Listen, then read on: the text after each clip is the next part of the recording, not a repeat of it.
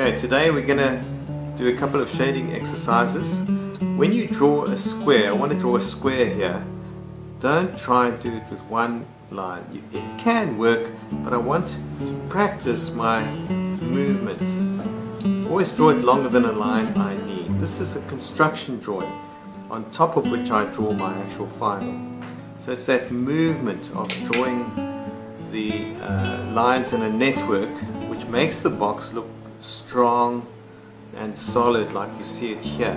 If you try and just do it with one little line, it looks kind of wobbly and weak. The first type of shading is our hatch style, and what that is made up of is movements in a certain direction and then in another direction. Now I'm not going to press very hard to begin with.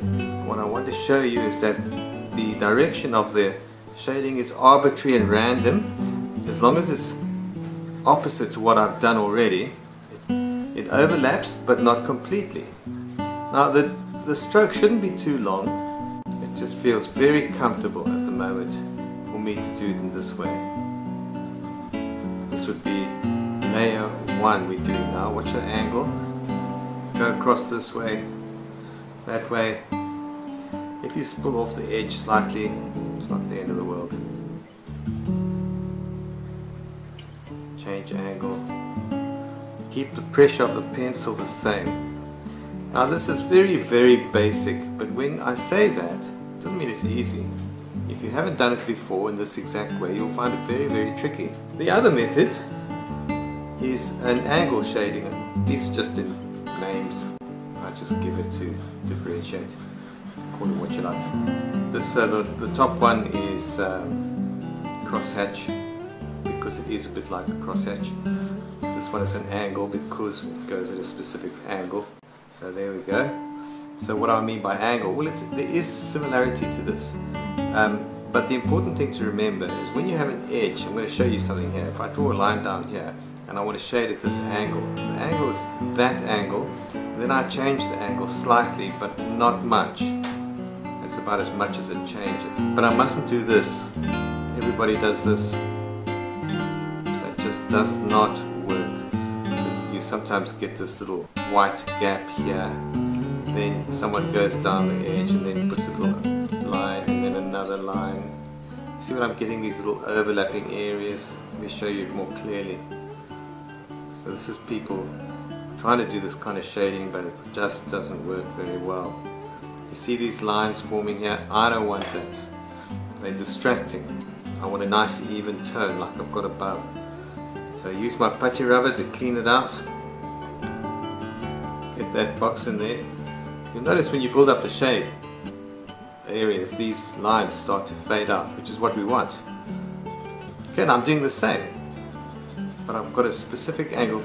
I want to work freely. It's not a matter of speed, it's a matter of freedom. Every now and then I do see a little overlap appearing. I can just get back there and doctor it quickly, but you'll notice that it's always going at a certain angle.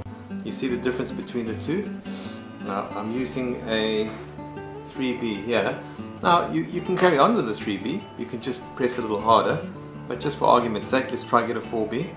What I could do, in fact, this is an afterthought, but I think I want to show that this area on the side here it's fading into white, So my second dark tone, second level, this is now a 4B pencil, which is softer.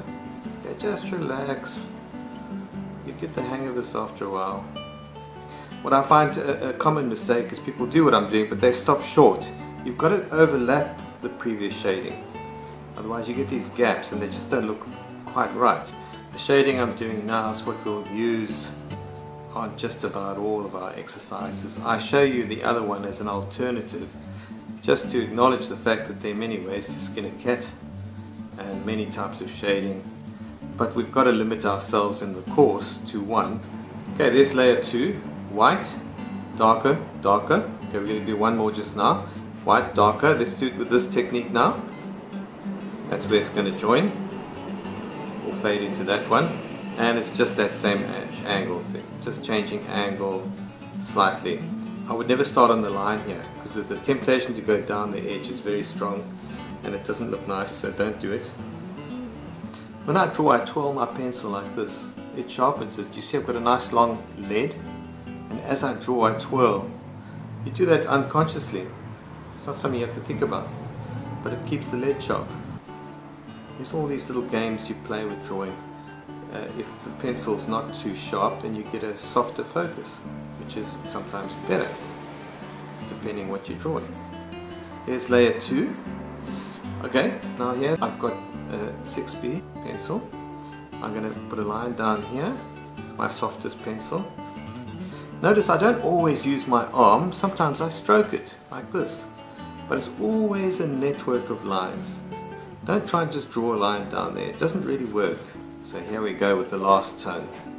You notice I'm not too concerned if the edges are absolutely perfect. I don't want this too crisp on the sides here. I like to keep it a little bit open, and the reason for that is it looks more interesting as a drawing. It's a strange thing about drawing. The freer and looser your approach, the more interesting the drawing looks. Think about that. Some people think the closer my drawing looks like a photograph, the better. It must look like a drawing. It mustn't look like a photograph. If we want a photograph, we use a camera. If we want a drawing, we want to use pencil, and it must look like a drawing. There we go, keeping the angle. Now this is not that easy to do for someone who's not used to it, but it applies to every single drawing we do from now on. So if you can practice this as many times as you can, it won't be wasted.